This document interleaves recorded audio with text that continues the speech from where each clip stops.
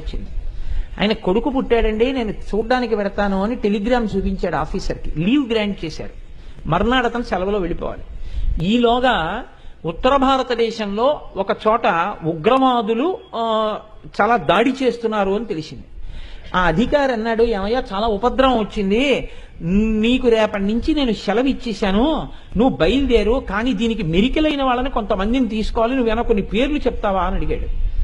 అడిగితే అతను అన్నాడు, నా కొడుకుని నేను ఎప్పుడైనా చూడొచ్చు, నా భార్యని ఎప్పుడైనా చూడొచ్చు, నా తల్లి ఆ పతాకం మాత్రం అలా ఎగురుతుండవలసింది, నేనే వెడతానని వెళ్ళాడు.